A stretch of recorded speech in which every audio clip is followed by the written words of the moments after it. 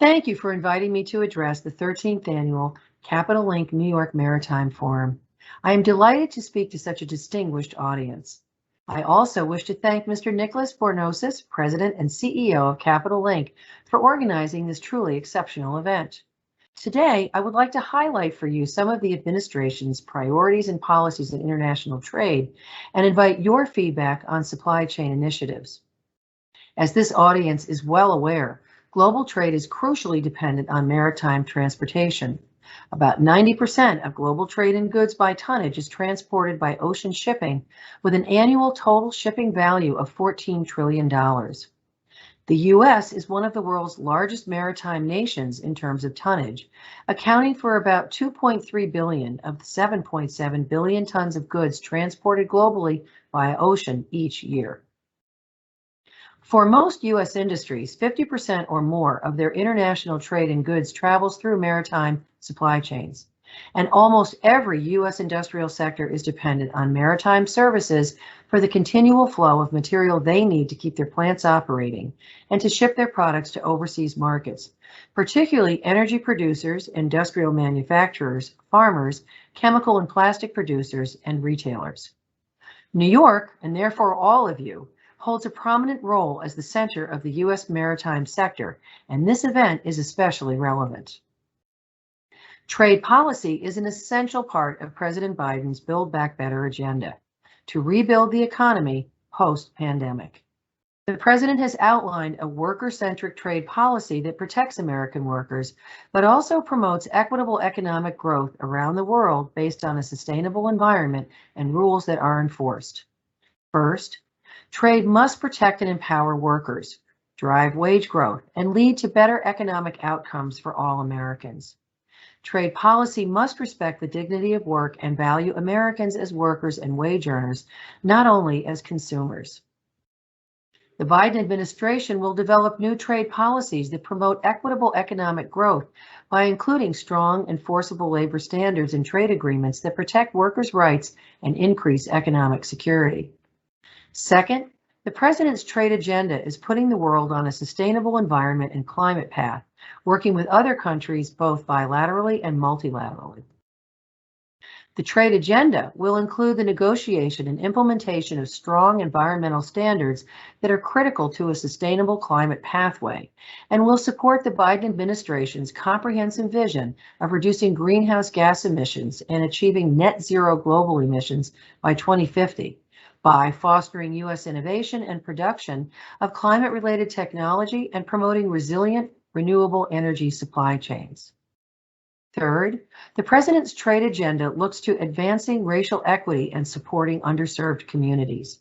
The Biden administration is committed to a trade agenda that ensures that the concerns and perspectives of communities of color are heard and to better understand the projected impact of proposed trade policies on those communities before pursuing such policies. Fourth, the president's trade agenda will focus on addressing China's coercive and unfair economic trade practices through a comprehensive strategy. China's coercive and unfair trade practices harm American workers, threaten the ability for U.S. industries to compete, weaken our supply chain resiliency, and undermine our national interest. The Biden administration is committed to using a full range of tools that we have and develop new tools as needed to defend American economic interests from harmful policies and practices. Finally, the administration will work with allies and like-minded trading partners and the World Trade Organization to establish high-standard global rules in line with our shared democratic values and address the challenges facing the global trading system, including growing inequality, digital transformation, and impediments to small business trade. America will focus on making the rules count, with strong trade enforcement that is essential to making sure our trading partners live up to their commitments and that U.S. trade policy benefits American workers, manufacturers, farmers, businesses, families, and communities. Overall, the president's trade agenda will create millions of good-paying jobs and support America's working families by tackling four national challenges: building a stronger industrial and innovation base so the future is made in America, building sustainable infrastructure and a clean energy future, building a stronger care economy, and advancing racial equity across the board.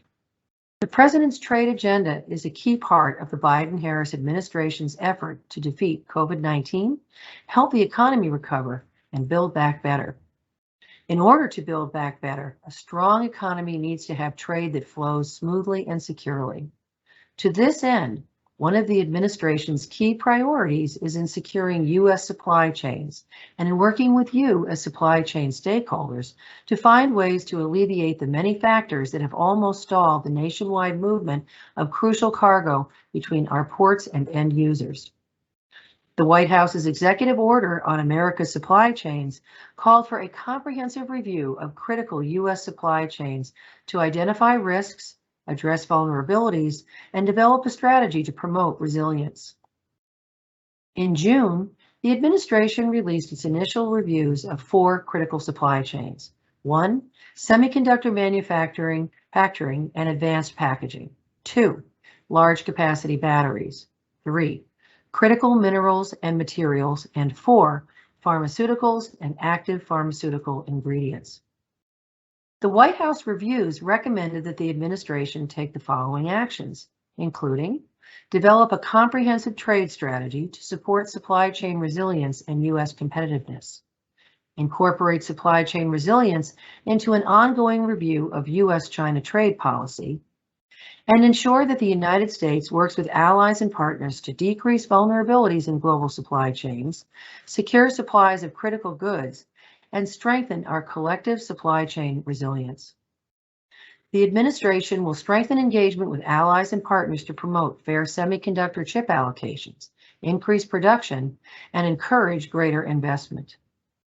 Looking ahead, the President will convene a global forum on supply chain resilience where government and the private sector will assess vulnerabilities and develop common approaches to supply chain challenges. I also want to mention a number of actions that my department is taking to try to keep crucial maritime cargo moving as the current supply chain congestion crisis deepens. As co-lead of President Biden's Supply Chain Disruptions Task Force, Commerce works with industry stakeholders to address near-term supply-demand mismatches, identify solutions that can help alleviate bottlenecks and supply constraints, and compile supply and demand disruption data that can be used with the private sector to improve awareness of near-term risks and vulnerabilities. The department is also engaging with John Porcari, the administration's new port envoy, in his work with supply chain stakeholders and federal agencies to identify ways to alleviate the immediate and long-term causes and impacts of these issues on our industries, economy, and job base.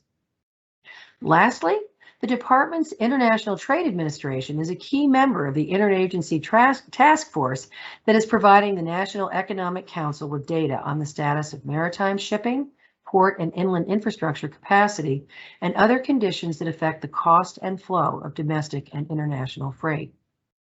As we move forward with these initiatives, we welcome your input on areas where the Department of Commerce can collaborate with the maritime sector to strengthen supply chain resilience and support our post-COVID-19 recovery efforts. We encourage you to reach out to us if there are any issues that you think we should know, so that we can help address them and share them with our federal agency partners to develop short-term actions and long-term policy changes needed to alleviate today's crisis and to avoid future ones.